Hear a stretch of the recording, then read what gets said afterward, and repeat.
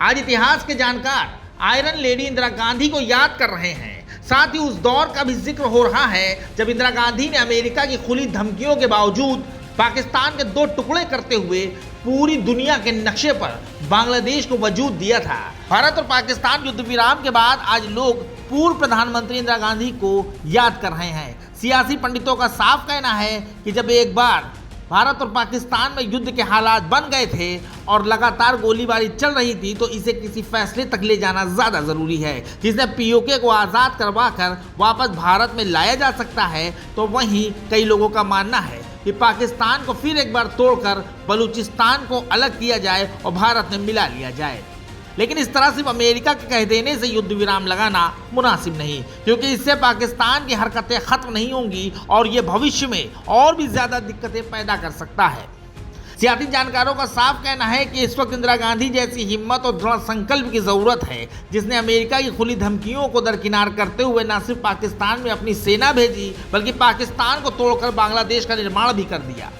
यह मामला 1971 में तब शुरू हुआ था जब पूर्वी पाकिस्तान से लाखों शरणार्थी पाक सेना के दमन से भागकर भारत पहुंचने लगे थे। इंदिरा गांधी ने साफ कहा था कि वो इसे चुपचाप नहीं देख सकती, क्योंकि लगातार शरणार्थियों के आने से भारत में उनके खाने और रहने का दबाव बढ़ रहा था। ऐसा बताया जा रहा है कि जब इस मामले की बातचीत के लिए इंदिरा गांधी अमेरिका पहुंची तो तत्कालीन अमेरिकी प्रेसिडेंट रिचर्ड निक्सन ने उन्हें दबाव में लेने की कोशिश की।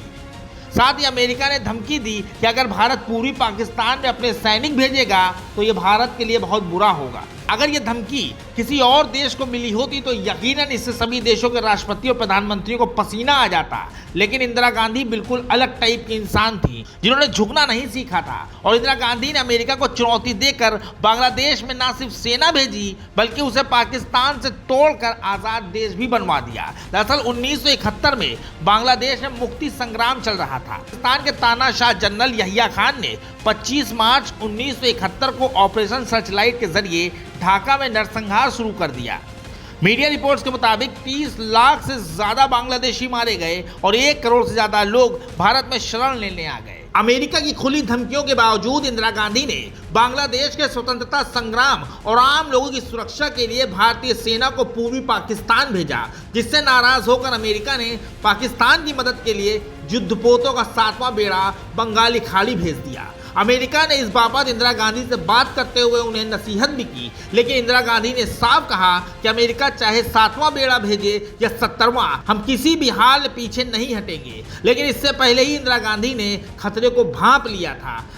अगस्त 1971 में इंदिरा गांधी ने सोवियत संघ के साथ 20 साल के लिए भारत सोवियत संघ मैत्री, शांति और सहयोग संधि कर ली थी। इस समझौते ने भारत को राजनीतिक और सैन्य सुरक्षा दी। इस संधि के मुताबिक अगर अमेरिका या चीन ने भारत पर हमला किया तो सोवियत संघ भारत की मदद के लिए आगे आएगा। लिहाजा जहां अमेरिका ने अपना 7वां बेड़ा भेजा तो वहीं सोवियत नौसेना ने बंगाल की खाड़ी में अमेरिकी 7वें बेड़े को जवाब देने के लिए अपनी पनडुब्बियां तैनात कर दी।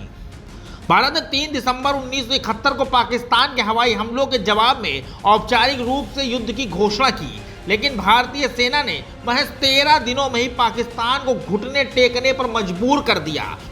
16 दिसंबर 1971 को ढाका में जनरल ए.के. नियाजी ने 93,000 पाकिस्तानी सैनिकों के साथ सरेंडर कर दिया। इसी के साथ इंदिरा गांधी ने न सिर्फ बांग्लादेश को आजाद कराया बल्कि उसे तुरंत अंतर्राष्ट्रीय मान्यता भी मिलनी शुरू हो गई। अमेरिका के खुले विरोध के बावजूद इंदिरा गांधी ने बांग्लादेश में सेना को उतारा और बांग्लादेश नाम का नया देश बनाते हुए पूरी दुनिया के नक्शे को ही बदल दिया। बस इसी के साथ इंदिरा गांधी को भारतीय राजनीति में लौह महिला का लक़ब मिला और आज उन्हें याद किया जा रहा है। Bureau report, NDTV Bharat.